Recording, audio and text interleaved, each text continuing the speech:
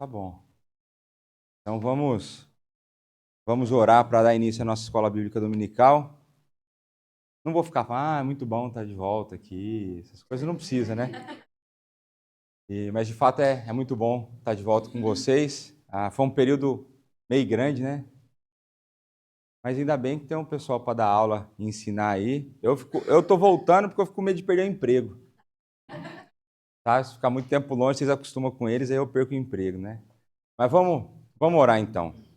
Pai, muito obrigado por mais esse dia de vida que o Senhor nos dá. Muito obrigado pelo privilégio que nós temos de começar a nossa semana reunidos como teu povo, buscando aprender mais de ti, da tua palavra e buscando te cultuar de uma maneira adequada. Muito obrigado, pois o Senhor tem nos dado saúde, o Senhor tem nos sustentado, e o Senhor tem de fato derramado a sua graça, da sua misericórdia em nossa vida.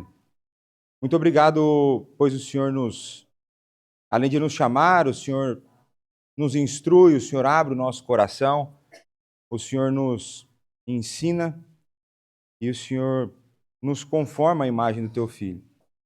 Peço que nesse momento o Senhor nos auxilie na tratativa de um assunto tão mal compreendido e tão importante na vida da tua igreja. Dá-nos a clareza de entendimento, auxilia-me aqui na exposição e que o Senhor esteja agindo em todos para que possamos compreender mais da tua palavra. É no nome do teu Filho Jesus Cristo, nosso Senhor e Salvador, que nós oramos e agradecemos. Amém. Quem aqui já teve alguma aula sobre disciplina eclesiástica aqui? Uma? Tá, uma. Quem aqui já ouviu falar de disciplina eclesiástica? Tá.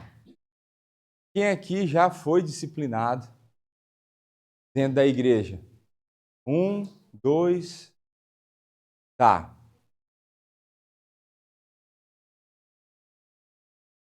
Que dúvidas ou que objeções,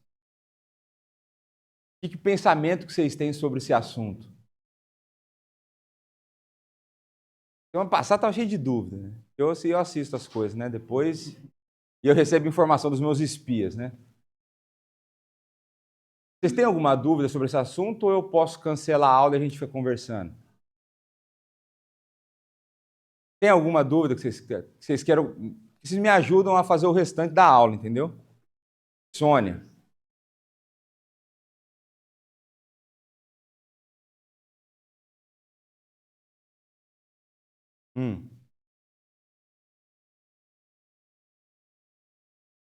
Tá. Mais fácil. Tá. Então, em que tipo de situação é mais fácil ser disciplinado? É isso? E quando somos disciplinados? Tá. Eu espero. Como? Isso, se é pública, se é privada, né? O meu sonho, que eu sei que ele não vai ser atendido, é que eu nunca precisaria usar isso na minha jornada como pastor. Eu não gostaria de ter que usar isso. Porque se a gente tiver que usar esse instrumento que Deus nos deu, significa que tem um problema acontecendo. Eu não gostaria de ter problema. Por quê? Porque eu sou preguiçoso. Eu queria ter minha vida tranquila, sem problema. Tá certo? Mas a gente vai tratar sobre esse assunto. A gente vai chegar lá. Mais alguma outra pergunta? Não? Com o Marco, eu vejo lá com o Marco, vocês fazem pergunta e não sei o quê. Poxa vida. Então vamos lá. Então, só para vocês, o Marco já explicou, né? A gente deu uma desincronizada na ordem dos capítulos da Confissão de Fé de Westminster, né? E a gente fez isso de maneira proposital. E esse assunto, disciplina eclesiástica, está na Confissão de Fé de Westminster. Mas está lá no final, está no 30º capítulo. A Confissão tem 33 capítulos, mas estou antecipando um pouco, porque eu acho que faz sentido e eu acredito que Deus preparou o terreno, porque tinha até pessoa perguntando disso numa outra aula. né? Então, vocês vão ver que a aula vai ser um pouco diferente em relação à maneira como a gente tem exposto a Confissão de Fé de Westminster, porque essa aula basicamente é uma exposição da minha monografia de conclusão do seminário no Brasil, né? Então, a gente vai passar pela confissão, talvez, depois, num outro momento mais para frente, volte no capítulo da confissão e faça como a gente está fazendo todos os outros, mas a gente vai passar de uma maneira bem mais rápida pela confissão, né? Porque aqui eu vejo que na questão da disciplina eclesiástica, além de ter que explicar para vocês o que é, existe uma má compreensão muito grande, eu vou falar o porquê, que eu acredito que existe essa má compreensão. Então é como se eu tivesse muito mais trabalho para remover algumas barreiras e apresentar a base bíblica para aquilo que está acontecendo. Então, uma das formas de você ensinar algo é primeiro mostrando o que não é, para depois você mostra o que é. Porque às vezes você mostra o que é e você também pode mostrar o que não é. Porque você mostrando o que não é, fica fácil você entender o que é. Estou confuso agora, mas a gente chega lá.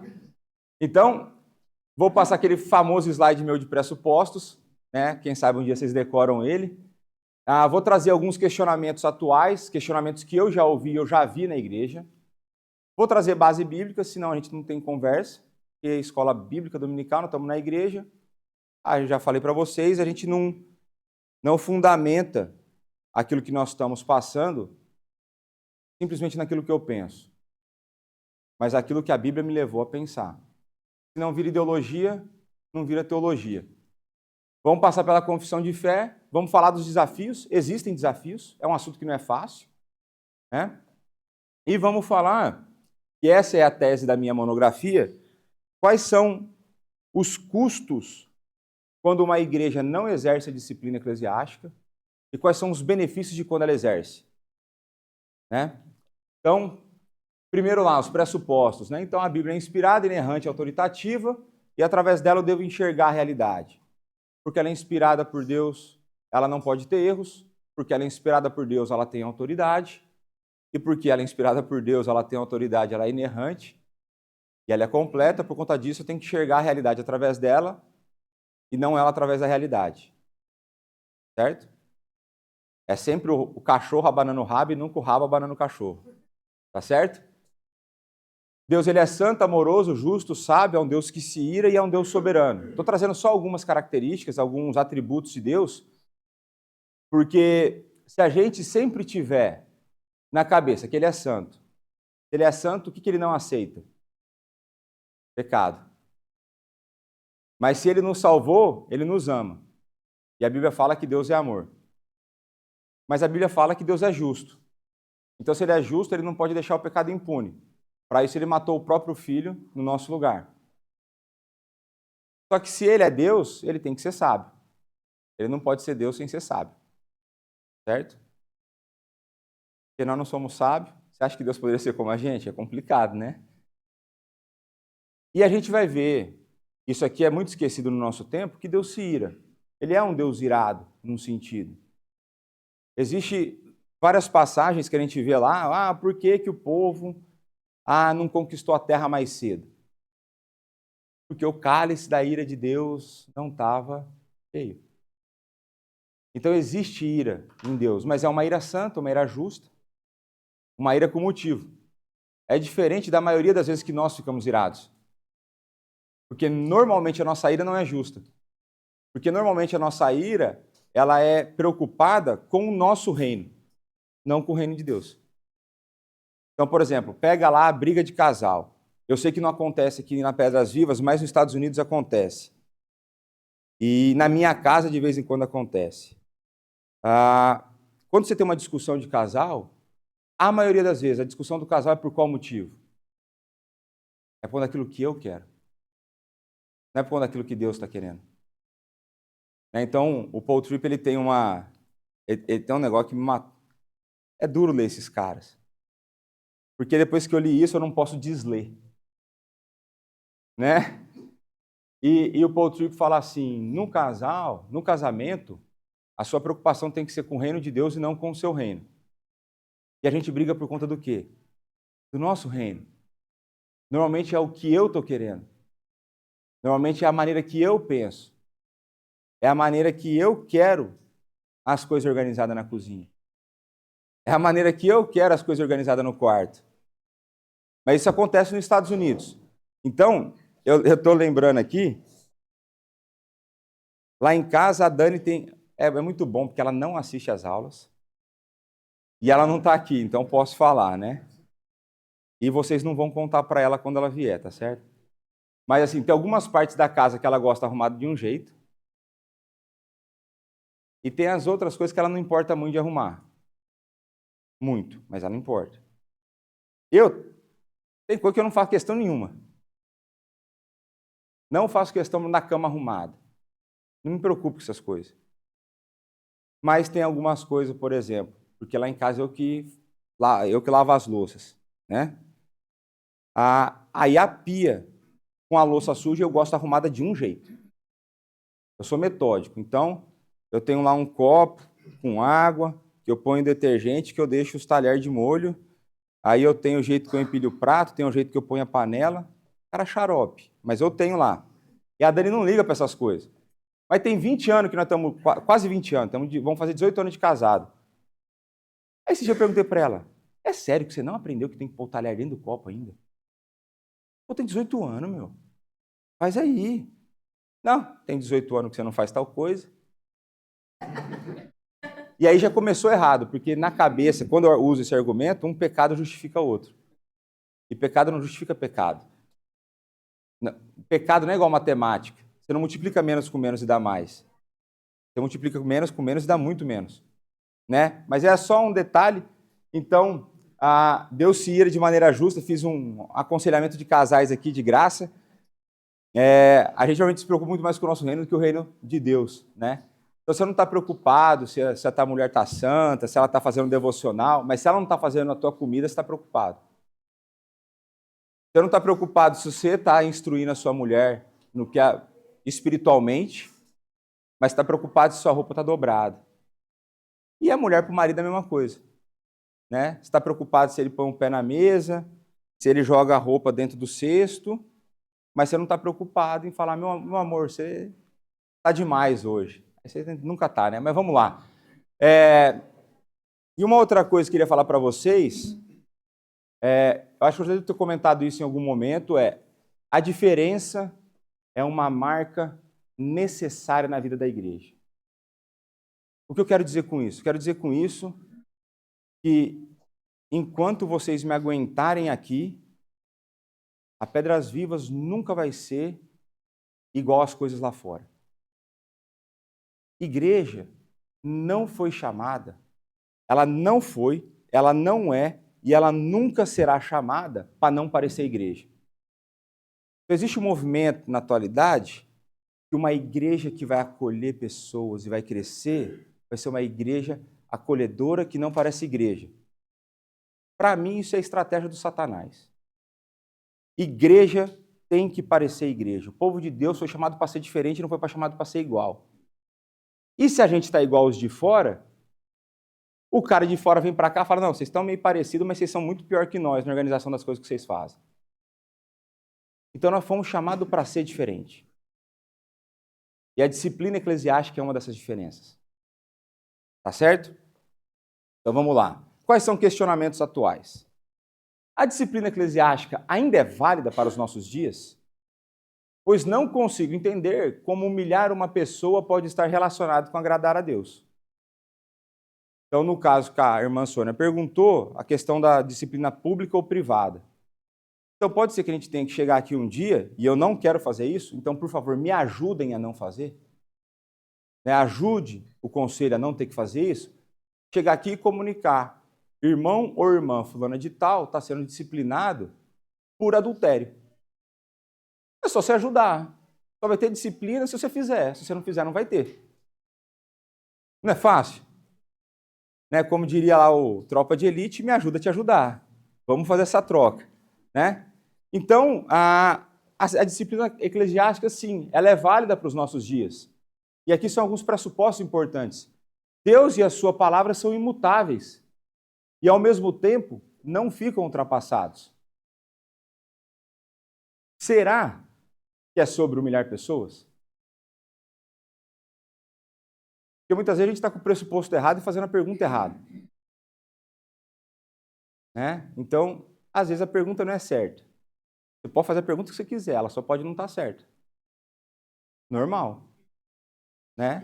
Pode fazer a pergunta que você quiser, você tem liberdade, que nós damos espaço para isso. Né? Então, qual que é a outra pergunta? Ok. Se ela é válida, ela é necessária?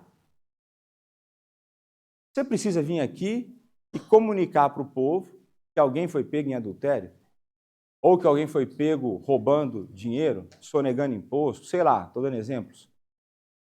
Será que você precisa mesmo falar que veio uma mulher que agrediu o marido ou o marido agrediu uma mulher? E sim, isso acontece na igreja. E se eu descobrir, mano. Se eu descobrir camarada fazendo o que não deve, eu fico menos santo. Já não sou muito, fico menos. Então, ela é necessária? Lógico que é. E a gente vai ver que existem vários aspectos envolvidos nessa necessidade da disciplina eclesiástica. Existem aspectos que envolvem 3 esferas. Envolve o crente, envolve a igreja e envolve o mundo. E por último, é sério mesmo então, mas qual que é a importância dela? Essa é a ideia da aula, é mostrar qual a importância da disciplina eclesiástica. Vamos ver aqui um pouco de Bíblia. Né? Hebreus 12. Ora, na vossa luta contra o pecado ainda não tendes resistido até o sangue. Estais esquecidos da exortação que, como a filhos, discorre convosco. Filho meu, não menosprezes a correção que vem do Senhor, nem desmaies quando por ele é reprovado. Porque o Senhor corrige a quem ama e açoita a todo filho a quem recebe. A educação positiva aqui, ó. É para a disciplina que perseverais.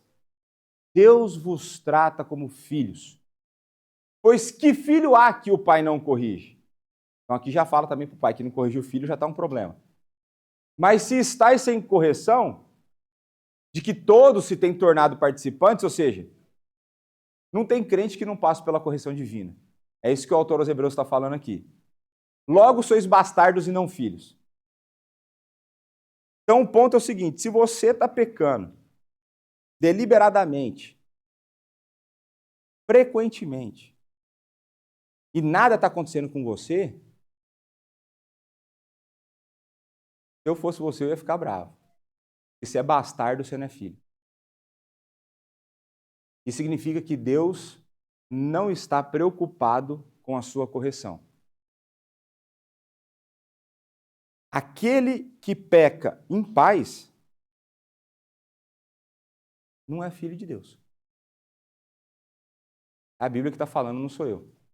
Porque os filhos, Deus não deixa pecar em paz. Então, meu orientador de monografia, que foi seminarista da igreja que a Cleudi estava por um tempo, ele dizia que parte da função do conselho da igreja é não deixar o povo pecar em paz. Porque se a gente deixar vocês pecarem em paz, nós não estamos contribuindo com a conformação da imagem do filho na sua vida. Mas nós vamos avançar. Está claro que Deus disciplina seus filhos aqui? Então pronto. Então vamos lá, Mateus 18. Se o teu irmão pecar contra ti, vai arguí-lo entre ti e ele só. Se ele te ouvir, ganhaste a teu irmão. Ou seja, aí eu vou dar dicas pastorais aqui. Não venha reclamar de alguém para mim se você não falou com a pessoa primeiro. Então é muito comum, e já aconteceu isso aqui, nós estamos falando agora de um novo capítulo na igreja. A pessoa chega para mim, não, porque fulano de tal, beleza. Já falou com a pessoa? Não. Então o que você está fazendo é fofoca. O teu problema é com ela, foi entre ela e ti, vai e resolve lá. Se a pessoa não te ouvir, a gente muda de conversa. Então a gente precisa entender que na vida da igreja, a gente foi chamado para ser diferente, e uma das diferenças nossas é que a gente não tem que fofocar, a gente tem que resolver o problema. O crente foi chamado para resolver, não para criar problema. Mas nós gostamos de fazer o contrário. A gente gosta de criar, a gente não gosta de resolver. Né? Mas então a primeira coisa, vai, e se o seu irmão te ouvir, Ganhaste. Olha que maravilha, ganhaste teu irmão, não é maravilhoso isso? Se a pessoa está pecando e você foi usado por Deus para trazer a pessoa do pecado para um caminho correto, você foi instrumento da graça de Deus na vida da pessoa. Quem aqui quer ser usado por Deus? Quem não ergueu a mão, pode ir embora. Né? Não quer ser usado por Deus, ser usado por Satanás, está fora, meu. Então vamos lá, ó. Se porém não te ouvir, ou seja, tem um pessoal que é meio teimoso. Se não te ouvir, toma ainda contigo uma ou duas pessoas, para que pelo depoimento de 2, 3 testemunhas, toda a palavra se estabeleça. Ou seja, você foi lá e falou com você, a pessoa, não, você que está errado, você é teimoso, tal. Daí fica aquele negócio, não tem avanço. Mas às vezes, dica importante, se todo mundo está errado e só você está certo, talvez seja o contrário. Você não é tão genial assim para ser a única pessoa no mundo que está certo. Então, muitas vezes, quando você vem com mais testemunhas, você vai ter diferentes opiniões, diferentes personalidades, que vão chegar à mesma conclusão que aquilo que você fez é pecado. Talvez a pessoa ouça. Então, a ideia é, se você tem 2 ou 3 testemunhas, e se ele não os atender, ou seja, esse é teimoso mesmo, desgramado é teimoso, diz-o à igreja. Aí a pergunta, diz-o à igreja é, na hora dos avisos, você vem aqui e diz à igreja, é isso? Não é isso. O diz à igreja, quem, humanamente falando, governa a igreja? Conselho. Então, vocês vão ter que chegar para o conselho e falar, olha, estamos com um problema com o irmão pecou contra mim, aí a pergunta, fez Mateus 18? É isso aqui, Mateus 18 é isso aqui. Quando eu falar fez Mateus 18, é essa parte de Mateus 18 que eu estou falando. Já falou com ele? Não, fofoqueiro. Eu que vou te disciplinar daqui a pouco, ficar aqui, hein, meu. Já levou testemunha? Não, estou precisando de uma. Não, então vamos arrumar as testemunhas. Falou que a testemunha não deu? Não deu. Então agora nós vamos, depois a gente fala da parte burocrática, não perde muito tempo aqui, então você vai ter que entrar com uma carta denúncia no conselho contra a pessoa. Igreja presbiteriana é assim, o processo é jurídico. Então você entra com uma carta denúncia acusando a pessoa de pecado, dando nome aos bois, assinando o seu nome. Então, carta denúncia, se você quiser arrumar pecado e for covarde, não arruma pecado dentro da igreja. Entendeu? Então vai ter que pôr teu nome lá, e se não quiser botar teu nome, você está fazendo fofoca.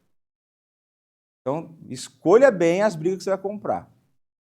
Mas para mim, você tem que comprar as brigas. E aí, você vai fazer a carta de denúncia e vai entregar na mão do conselho. O conselho vai reunir, vai avaliar se aquela denúncia tem sentido, vai conversar com a pessoa tem direito a ser ouvida. Aqui não é processo da STF no Brasil. Aqui é feito, o jeito certo de fazer é isso aqui, de maneira justa, seguindo os passos da Escritura.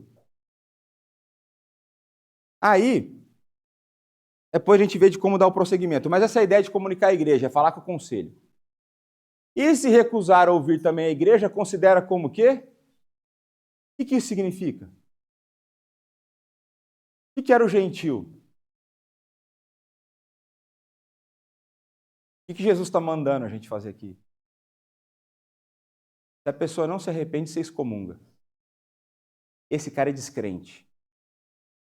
Porque se o cara é crente, ele aceita a disciplina vinda do Senhor. E se a disciplina está vindo por meio de irmãos que administram a igreja, são usados por Deus para governar a igreja, que é o conselho, e essa pessoa não está acatando, ela não é ovelha. Porque as minhas ovelhas ouvem a minha voz e me seguem. Então, o primeiro sinal de que você vê que a pessoa está quebrantada ou não é se ela ouve a admoestação do conselho ou não. Porque tem pessoa que você vai falar assim, não, mas você pecou aqui. Ou não. Se precisar, eu peço perdão, mas eu não errei. Não, peraí, temos um problema. Você pode pedir perdão de pecado que você de fato entende que você cometeu. Eu posso me arrepender daquilo que eu não cometi? Então, por exemplo, isso só acontece lá nos Estados Unidos. Às vezes eu tenho um casal, não vou falar que sou eu e minha esposa, Às vezes a gente tem lá diferença de opinião, acontece. E, às vezes, apesar disso não ser comum, às vezes minha esposa está errada. Porque mulher nunca erra. Certo? Estou errado, Caio? Obrigado. Eu gosto de pessoas que corroboram com a minha história. Mas brincadeiras à parte, aí você fala assim, você não acha que você tinha que me pedir perdão? Não, você me perdoa? Mas você errou? Não, então como que você está pedindo perdão? Você conseguiu identificar onde você errou? Se eu não identifico onde eu erro, como que eu peço perdão? Que perdão é esse que eu estou pedindo? Que arrependimento é esse? Porque eu só posso. Que arrependimento é esse que eu estou demonstrando? Se eu não entendo que eu errei. Por exemplo, a Maria. Vocês vão lá e vai dar uma bronca na Maria. Você sabe quando ela pediu perdão de verdade, não sabe? E quando ela só falou para te enrolar? É a mesma coisa na vida adulta. A gente continua tendo os mesmos problemas. Né? Então, assim, a gente precisa entender, né, que eu primeiro errei para depois. E aí o sinal é quando, a igreja inteira fala para o cara que ele está errado e ele não entende que ele está errado. Você não está ouvindo a voz de Deus. Você não é crente. Essa é a ideia da excomunhão. Vocês acham que eu quero fazer isso aqui na igreja? Eu quero que a igreja, tá faltando cadeira, faltando lugar no chão, eu quero esse negócio cheio. Não quero negócio vazio. Eu quero trazer dentro, quero trazer gente. Eu quero levar gente comigo para o novo céu e nova terra. Eu não quero mandar gente para o inferno. Esse é o ponto, né? Mas vamos lá. Em verdade vos digo que tudo que ligardes na terra terá sido ligado nos céus, e tudo que desligardes na terra terá sido desligado nos céus. Em verdade também vos digo, se dois dentre vós sobre a terra concordarem a respeito de qualquer coisa, e porventura pedirem, ser-lhe-á concedida por meu Pai que está nos céus. Porque onde estiverem 2 ou 3 reunidos em meu nome, ali estou no meio deles. Então esse texto, ele não deve ser usado, ele não deveria ser usado para reunião de oração que fracassou. Porque normalmente a gente usa esse texto para reunião de oração fracassada. Você marca a reunião, aparece 5 pessoas. Só que aí você precisa motivar a pessoa que foi. Então é o seguinte, onde 2 ou 3 estiverem reunidos, Deus estará lá. Mas aí Deus não está quando eu estou sozinho orando no meu quarto? Então, por isso que é importante o contexto da passagem. Porque a gente prega o texto dentro do contexto. Então, quando 2 ou 3 estiverem reunidos em meu nome, eu estou ali no meio deles, o que Jesus está falando? Quando o conselho estiver reunido para tratar uma questão de disciplina, e eles estiverem reunidos em meu nome, fazendo do meu jeito, a decisão que eles tomarem, eu estou no meio dessa decisão. Eu estou concordando com essa decisão. Então, se esses caras, Marco, Lucas, Rui e eu, agora eu estou no meio, né? E eu, a gente estiver tomando uma decisão de acordo com as Escrituras, Jesus está falando, eu estou com esses caras. E eles estão certos em expulsar a pessoa que não se arrepende do meio da igreja. Deu para entender o texto? E aí esse negócio de desligar na terra, desligar no céu e tal, puxa a tomada aqui, vira o botão ali, é essa ideia. Quando o conselho fala, esse cara não é crente, está fora, é como se do céu assim, esse cara nunca foi salvo. Eu não estou falando que ele nunca foi eleito. Até o momento ele não foi salvo. Eu não estou falando de condenação eterna. Estou falando, ele pode se converter um dia, mas até agora não converteu. Essa é a ideia. Tranquilo? Então pronto, vamos para o próximo texto. Esse aqui é mais legal ainda, né? 1 Coríntios 5, nosso amigo Paulo. A igreja de Corinto era uma igreja legal? Mas eram os caras que mais tinham dom espiritual. Então cuidado com esse negócio de dom, hein, ó. É os caras que não, falamos em língua, fazemos isso, fazemos aquilo, mas estava o cara com a madrasta e por aí vai. Então vamos lá. Geralmente, e é esse caso que ele está tratando aqui, geralmente se ouve que há entre vós imoralidade. Imoralidade tal, como nem mesmo entre os gentios, isto é, haver quem se atreva a possuir a mulher do próprio pai. Paulo está falando, meu amigo, no meio de vocês, está tendo um caso que até o descrente acha feio. Até o descrente tem raiva de quem faz isso. E vocês que estão se achando muito espirituais, está participando da Santa Ceia com vocês, está indo para piquenique com vocês, vai no verão, vai para as praias de rio com vocês, tudo com vocês estão achando tranquilo isso aí. E contudo, andais vós ensoberbecidos, e não chegaste a lamentar para que fosse tirado do vosso meio quem tamanho ultraje praticou. Paulo fala, e nem pecado vocês estão achando. Vocês estão se achando tanto, vocês estão achando que é legal ser igreja inclusiva. Vocês estão achando legal aceitar qualquer coisa aqui dentro. Vocês estão achando legal não pregar contra o pecado. Vocês estão achando legal o cara cometendo adultério. Vocês estão achando legal essas coisas.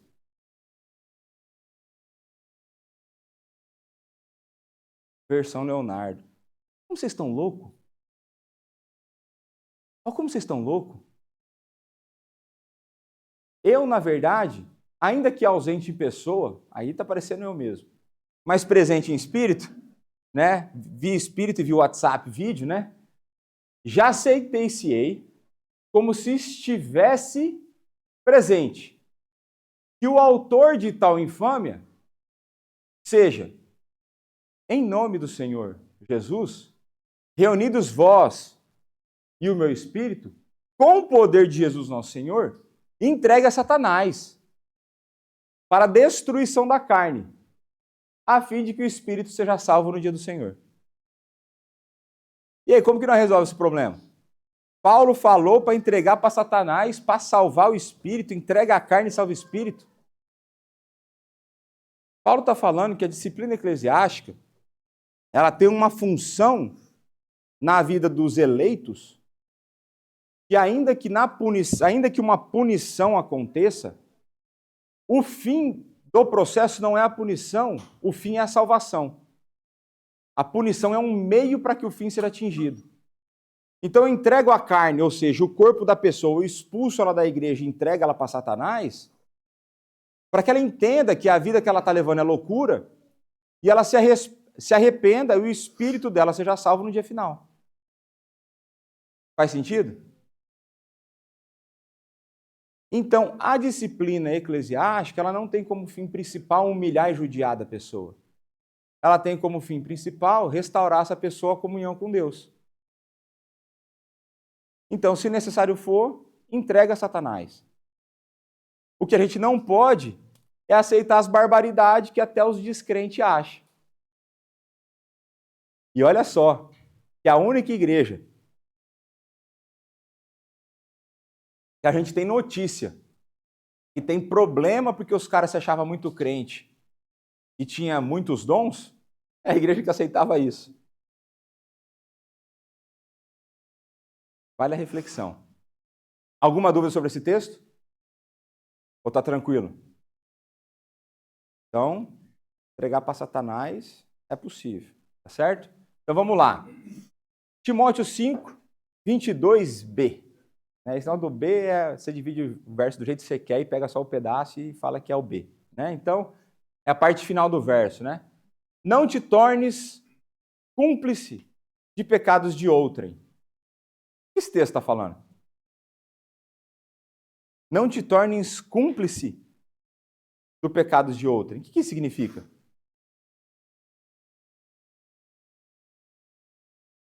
Então, pronto. Então, o que a irmã Tereza falou aqui? Se eu vejo a pessoa cometendo um pecado e eu me calo, não faço Mateus 18, não vou conversar com ela, eu estou me tornando cúmplice do pecado. Certo? Portanto, na igreja, não existe espaço para o discurso pós-moderno. A vida é minha, quem é você para me julgar? Aí você pode falar, a vida é tua, incircunciso, mas nós somos irmãos na fé e parte do mesmo corpo. E o que você faz afeta o corpo. E se afeta o corpo, me afeta. Mas eu também estou preocupado com você. Porque o caminho que você está seguindo não é um caminho de vida, é um caminho de morte. Então, não existe espaço dentro da igreja A vida é minha, não vem encher a paciência dos meus pecados favoritos. Não existe espaço na igreja para o orgulho, uma pessoa que não é corrigível, não é ensinável. Não é o lugar. Não deveria ser o lugar. E se Deus quiser, Pedras Vivas não será esse lugar. Então, nós não temos o direito, olha só, não é assim, será que eu... Não é assim, eu posso fazer isso. Não, eu não tenho o direito de não fazer, é diferente. O texto não está me dando permissão para fazer, ele está me proibindo de não fazer, é diferente. Consegue ver a diferença ou não? Permissão de fazer, autoridade de não. Eu não posso não fazer. Então, é legal ser corrigido? Eu não gosto. Eu lembro que a última vez que eu fui corrigido foi em 2007, foi a última vez que eu errei na minha vida. Aprendi com um amigo meu de trabalho, ele falava assim, eu erro. Quando eu erro, eu fico tão bravo que eu lembro que a última vez foi em 2007, eu estava em 2010. É brincadeira. Mas ninguém gosta de ser corrigido. Por quê? Porque a gente gosta de achar que está certo. Simples. Eu faço as coisas porque eu gosto de fazer. E se eu gosto de fazer, isso revela algo sobre o meu coração que precisa ser tratado. Não é? Então pronto, vamos avançar aqui. Então vamos falar da nossa amiga Confissão de Fé de Westminster aqui. Quem lembra isso aqui? Cada um desse vale 10, tá? Então, tem que lembrar as aulas de escola, né? Fazer conta. Mas vamos lá, ó. Primeiro parágrafo do capítulo 30, né? O Senhor Jesus, como rei e cabeça da sua igreja. Por que eles começam assim? Eles estão ressaltando quem Jesus é para falar o que ele manda tem que ser feito, porque ele é o dono. Ele é o rei e ele é o cabeça, ele manda no negócio todo. Nela, institui o governo na mão de oficiais dela, ou seja, ele como dono, então, de Jesus. Por que Jesus é o dono da igreja?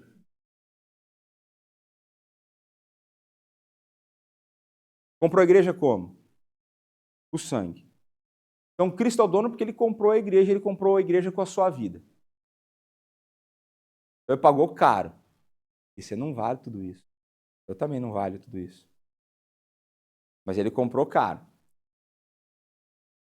E ele, que é o dono, resolveu administrar a igreja de um jeito. E o jeito que ele resolveu administrar foi constituindo presbíteros. Simples assim. São os caras que desligam e ligam. Uma das coisas que eles fazem. Né? Governo distinto das autoridades civis. Ou seja, a autoridade civil não tem autoridade dentro da igreja. Então, se chegar um juiz aqui na igreja, ele vai responder como vocês vão responder. Chegar um membro da polícia jurídica aqui, vai responder como vocês vão responder. Ele é a autoridade lá fora. Aqui dentro é o Marco, Lucas, Rui e eu. Porque Deus instituiu. E porque, além de Deus ter instituído, esses homens foram eleitos como esses homens foram eleitos? Já falei que foi eleito. Eles viraram presbítero como? Por eleição. Então Deus, ele governa a sua igreja pelos presbíteros que ele escolheu através da igreja. Não foi a igreja que escolheu. Então, se a igreja tiver presbítero ruim, é Deus mandando juízo para a igreja.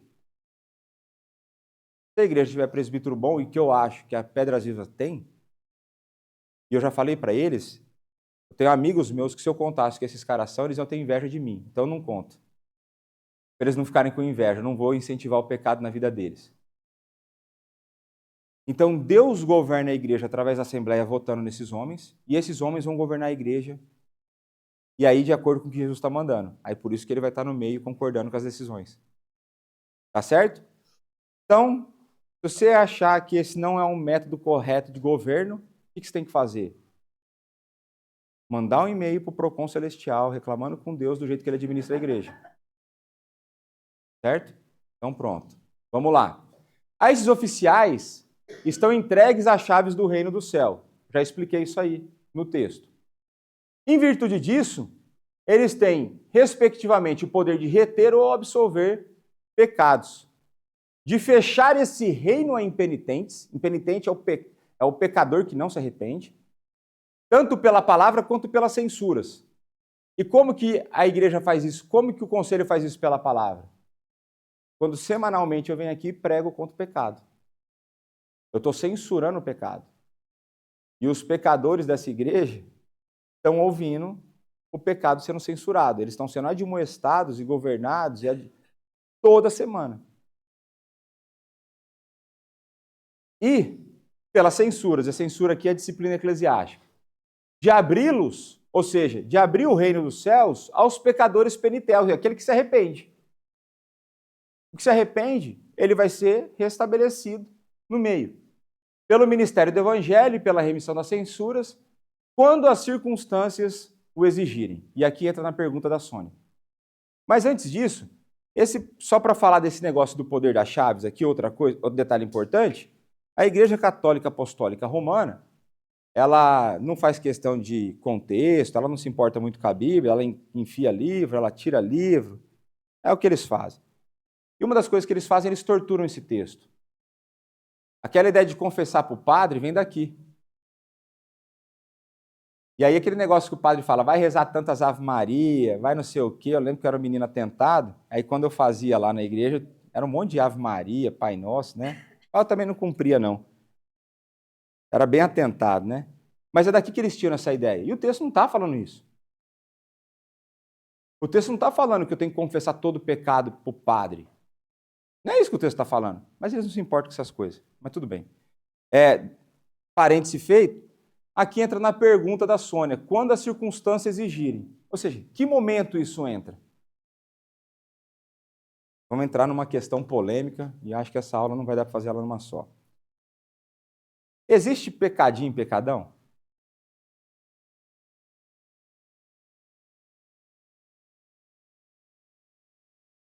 A pergunta não foi bem feita. Essa pergunta induz ao erro.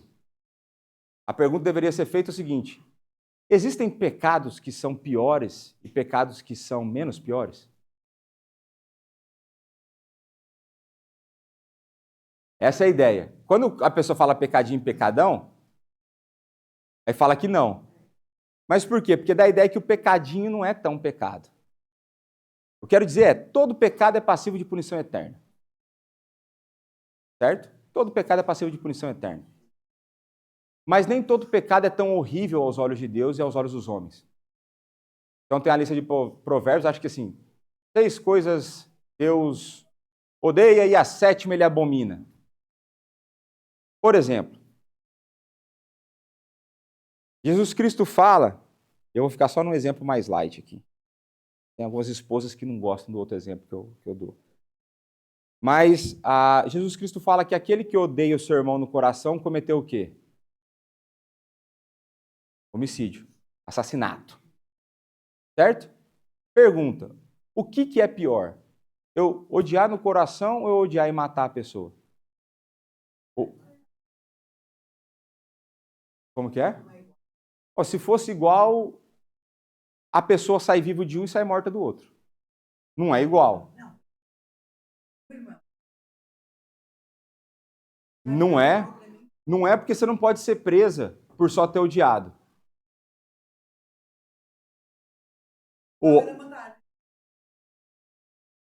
Tudo bem. Então vamos fazer um outro exemplo. Eu tenho um irmão aqui, deixa eu pegar um irmão que eu tenho intimidade, o Natan. Eu tenho um ódio do Natan, estou com uma raiva do Natan. Se eu chegar e enfiar um soco na cara dele, é pior ou não é?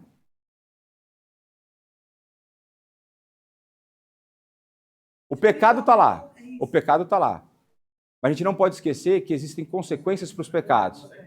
A irmã é casada? Então pronto. Então eu vou dar o exemplo que eu não queria dar, porque... Não, é porque esse fica mais fácil de entender. Porque para a esposa dói mais esse exemplo. Então, por exemplo, a irmã só tem 2 opções. Não existe uma terceira. A irmã prefere descobrir que seu marido está desejando uma outra mulher, ou a irmã prefere pegar o seu marido na cama com essa outra mulher?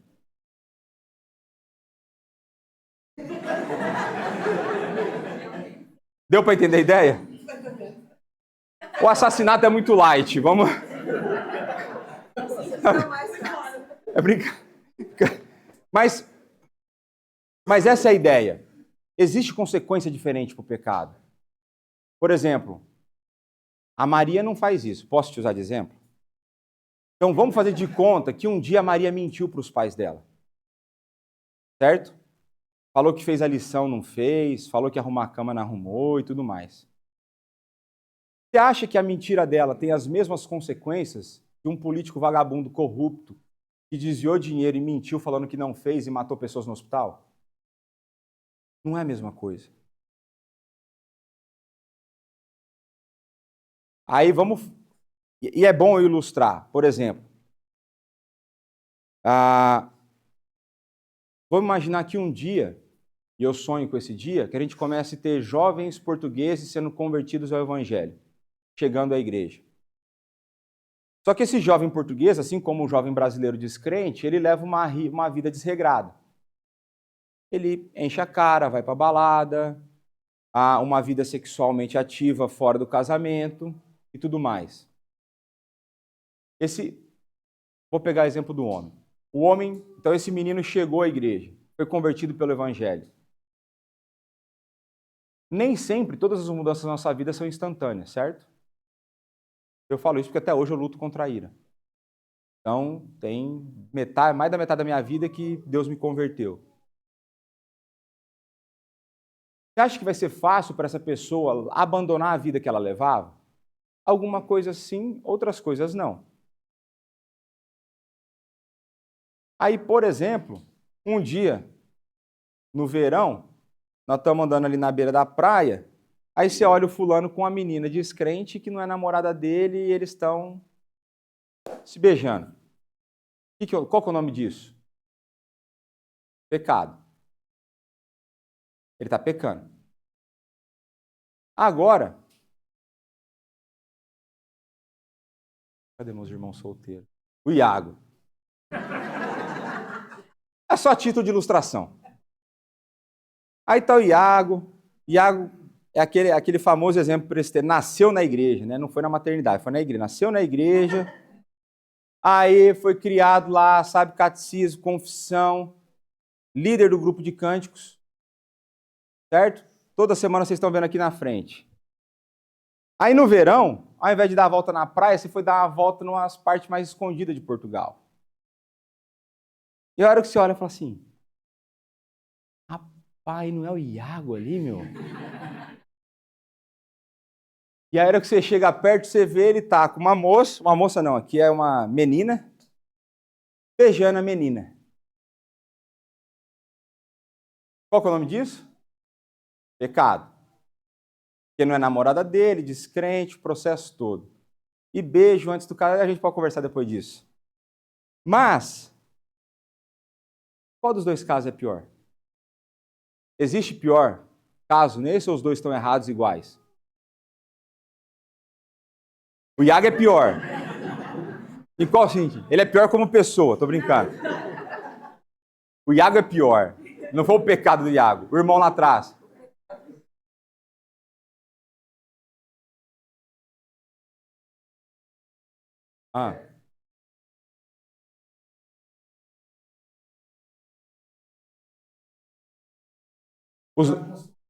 É que os dois são pecados, porque se ela pensou em cometer, ela cometeu o pecado. Então, mas aí no caso, o pecadão seria o ato de... Isso, essa ideia toda aqui. Então, aí eu troquei a linguagem, porque parece aliviar a barra do pecadinho, como se fosse pouca coisa, e não é. Né? Mas a ideia é que existe um grau do que é pior e o que é melhor, o que é menos pior. Como diria lá na infância, o mais pior e o menos pior. Mas o caso do Iago, não o Iago, o caso do Iago seria pior pela maturidade de fé que ele deveria ter. Então a conversa que eu vou ter com o Iago vai ser a diferença da conversa que eu vou ter com o outro. Entendeu? Então as circunstâncias elas dependem, o que a gente vai chamar de agravantes e atenuantes. O que são agravantes? Tempo de fé, maturidade de vida, tipo de pecado, posição que a pessoa ocupa na igreja.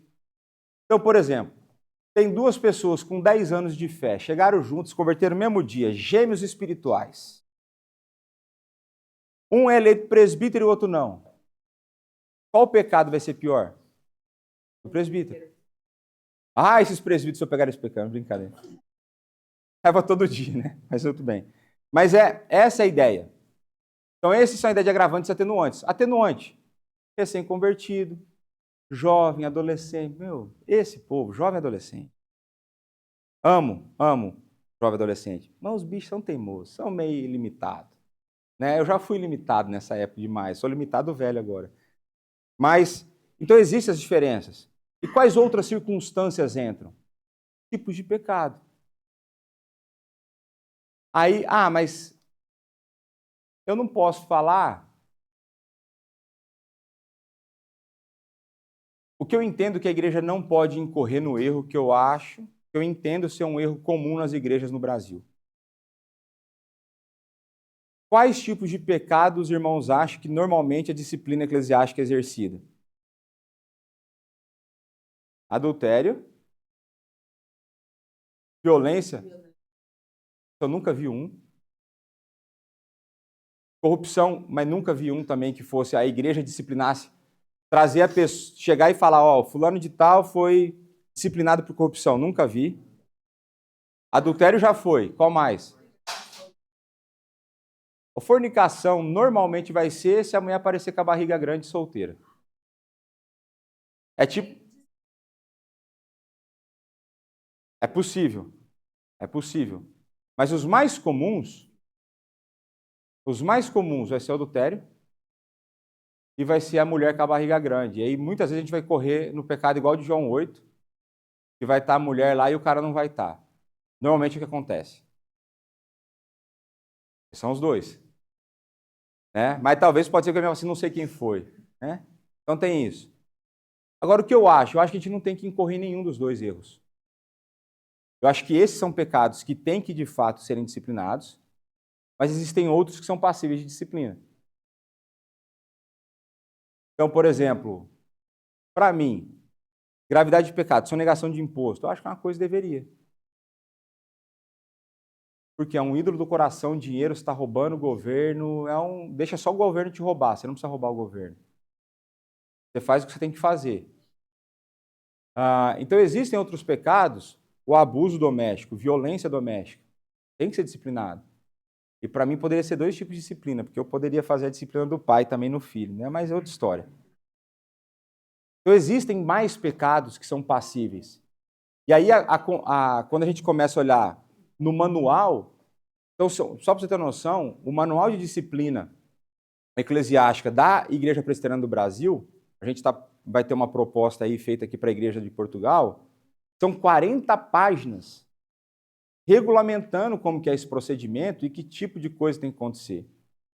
E uma das coisas que está lá, existem pecados que são mais ofensivos, esses aí têm que ser tratados de uma maneira diferente. E tem os que são menos ofensivos, que você não precisa necessariamente expor. E aí entra a questão se é público ou se é privado. Então, por exemplo, se o adultério foi pego e várias pessoas na igreja estão sabendo, tem que ser público. Se for um pecado que poucas pessoas viram, quase ninguém viu, pode ser privado. E a questão não é acobertar. A questão é não necessariamente expor de maneira desnecessária. Mas eu vou avançar, vamos ver se eu vou conseguir chegar em alguma coisa aqui. Mas deu para pegar a ideia? Tranquilo?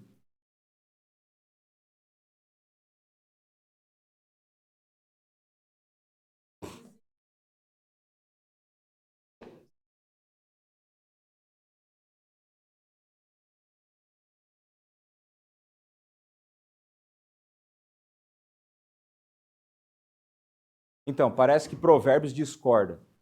Provérbios vai falar que existem 6 coisas Deus odeia e uma 7ª ele abomina. Existe uma diferença de intensidade no ódio que Deus sente com o pecado. Não é que Deus acha legal o pecado, mas alguns ele odeia e outros ele abomina. Por exemplo, você acha que Deus olha da mesma maneira um casal que fez sexo antes do casamento igual ele olha um pedófilo? Um cara que estuprou uma criança. Então existe uma diferença na punição, na gravidade, na intensidade, e a Bíblia mostra que Deus odeia mais umas coisas do que outras. Então, o termo pecadinho e pecadão, que normalmente é a maneira como as pessoas fazem a pergunta, eu acho que eu falei que existem maneiras erradas de fazer a pergunta, e essa é uma delas, que transmite uma ideia errada de como se um pecado fosse menos grave, no sentido de que ele não fosse suficiente para a condenação. Mas existe uma diferença na gradação, e tanto existe que até o ímpio consegue enxergar. Até o descrente enxerga a diferença entre pecados. Por exemplo, pedófilo e estuprador não tem vida fácil no presídio. Assassino de mãe é tranquilo. Assassino de homens é tranquilo. Mas o cara olha e fala assim, estuprador aqui não tem vez. Então, se até o ímpio consegue enxergar algumas coisas, a gente precisa entender isso. E a Bíblia fala que Deus enxerga de maneira diferente. Provérbios fala, se ele odeia um e abomina outro, existe uma diferença de intensidade. E a maneira como o provérbio está estruturado, ele está estruturado para montar um ápice. É como se estivesse subindo o nível, então 6 ele odeia, e a 7ª ele abomina. Esse é o pior do 7 que ele está mostrando. Caio?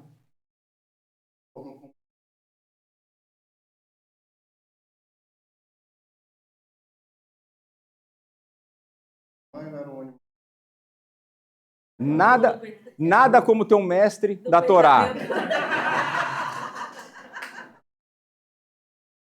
Bem lembrado. Bem lembrado. Então Deus estabelece, né? Mas, para que a gente não tivesse ideia errada de que pecados que são menos ofensivos são pecadinhos, Deus matou o seu próprio filho, que esse era o pecado verdadeiro. Para a gente também não pegar a ideia errada. Qualquer pecado é suficiente para condenação. Tá?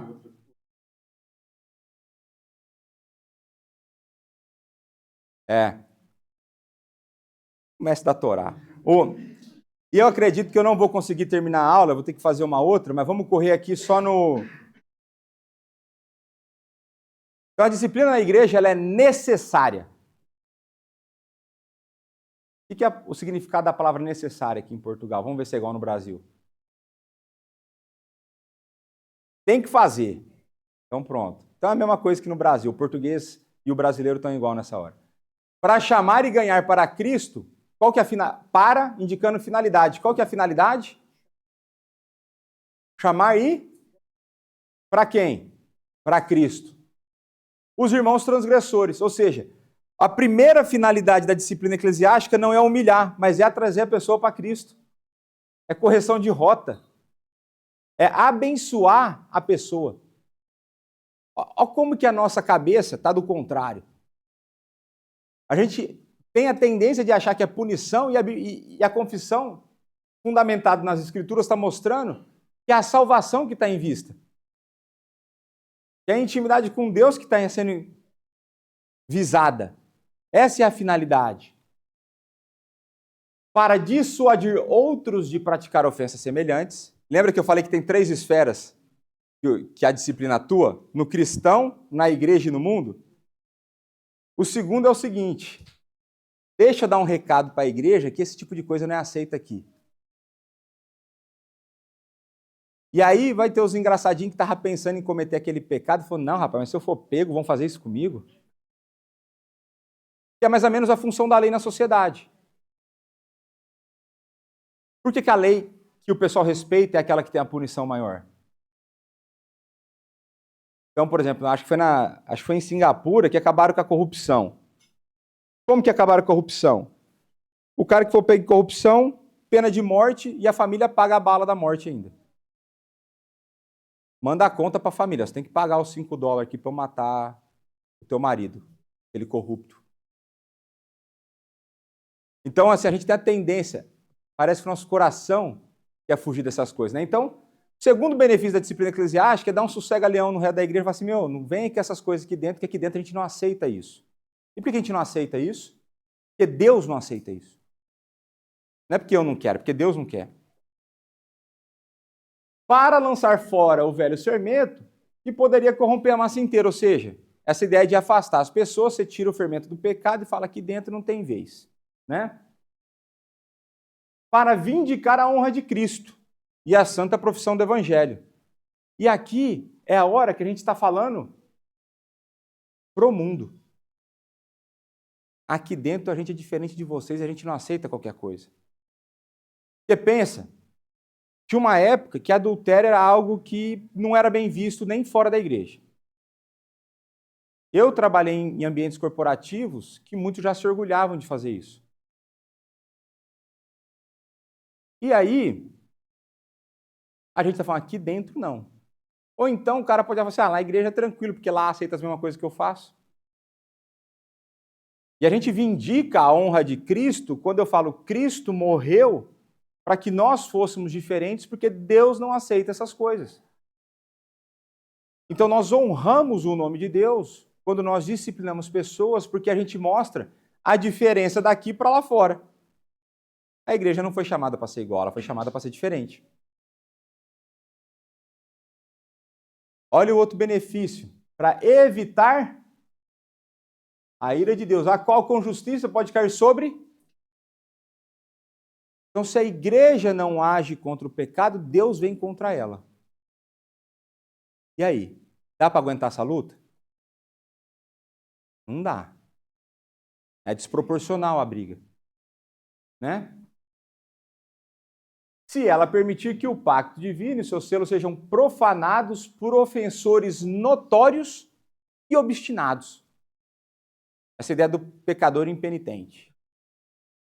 Notórios, obstinados. Né?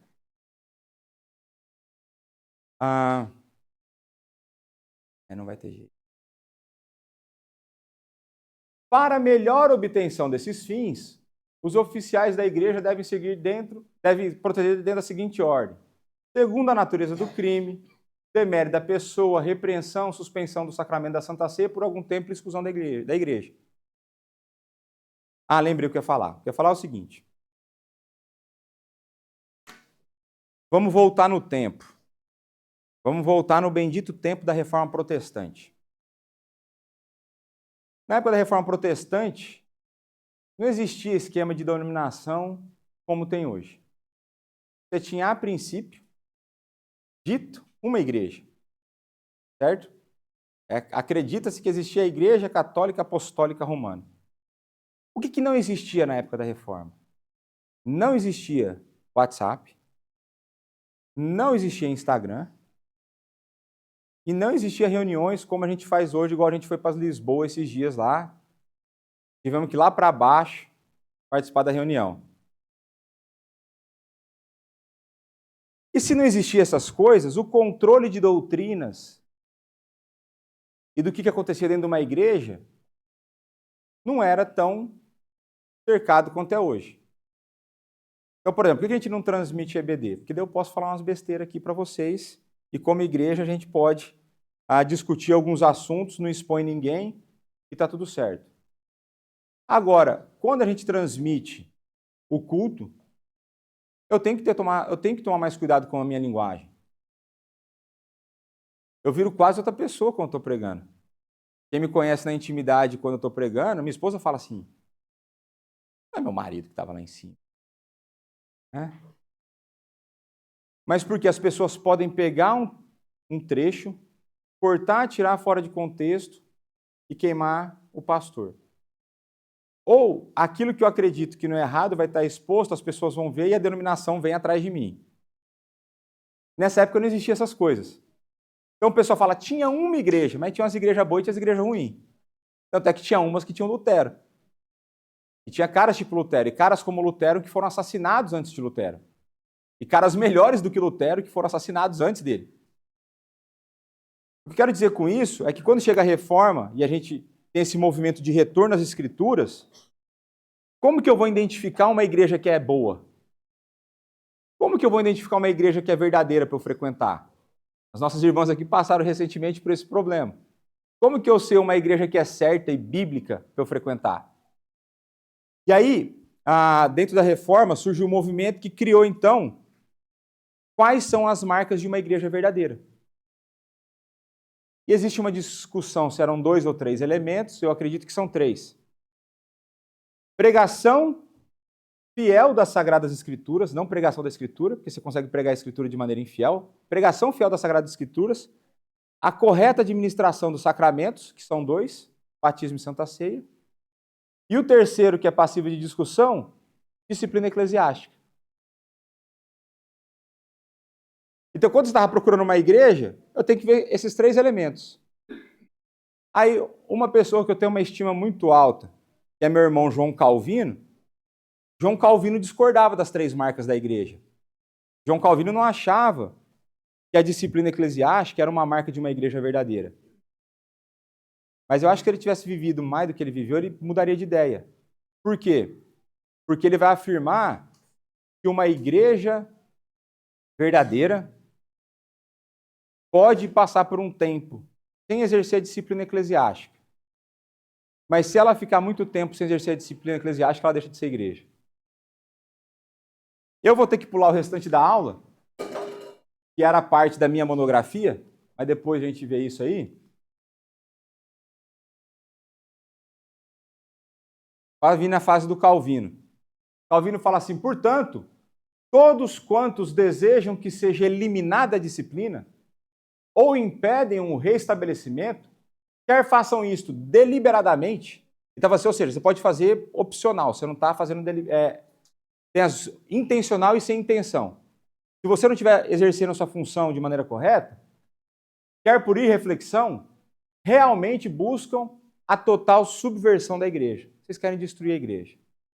O conselho, ele não é um FBI, uma CIA que vai ficar investigando o pecado das pessoas, mas ele não pode não atuar quando ele recebe a denúncia. Então, o conselho tem a obrigação, diante de Deus e diante de vocês, de zelar pela santidade da igreja. E a disciplina eclesiástica é uma dessas formas. Num outro momento, num outro dia que não será o próximo domingo, eu volto e termino essa aula. Porque senão a gente não toma um pequeno almoço, a junta diaconal fica brava comigo, o pessoal dos cânticos fica bravo comigo, não tem ninguém que fica feliz comigo. Só eu que falei mais do que eu gostaria, mas tudo bem. Mas então a ideia, eu volto nessa aula, a gente termina de ver esse assunto, espero que tenha sido suficiente para começar a esclarecer um assunto que é complexo, porque ele envolve emoções, e emoções são difíceis, né? A gente volta nisso, e tem vários conceitos aqui que eu usar na pregação, eu vou ter que falar na pregação. Então, vamos orar para encerrar. E os presbíteros estão muito folgados nas próximas 2 semanas, que eles não vão dar aula nem pregar. Então, eu vou pedir para eles orarem, pelo menos, né? Pelo menos orar, né? Lucas, pode fazer uma oração para a gente encerrar a IBD? Deus. Obrigado, ó Pai, pela tua palavra, pela tua revelação a nós, ó Deus. Obrigado porque podemos aprender mais de ti. Podemos aprender como santificar nossa vida. Podemos aprender, ó Pai, qual a tua vontade para a tua igreja. Obrigado por essa aula. Obrigado pela vida do Ricardo, que nós possamos, ó Pai, levar esse assunto a sério. Conhecer, ó Pai. Nós somos a tua noiva de igreja. Verdade, ó Deus. Peço pelo culto, Davi, tem o pregador, possamos ser edificados, ó Pai, nesse dia do Senhor, que o Senhor separou para nós estarmos aqui. Peço, te agradeço e nós... Amém. Amém. Gente, muito obrigado. Pequeno almoço. Meus irmãos, os pães que estão lá de fora do saco, já estão cortados, aqui estão dentro do saco, estão sem manteiga. Pegou comida, sai da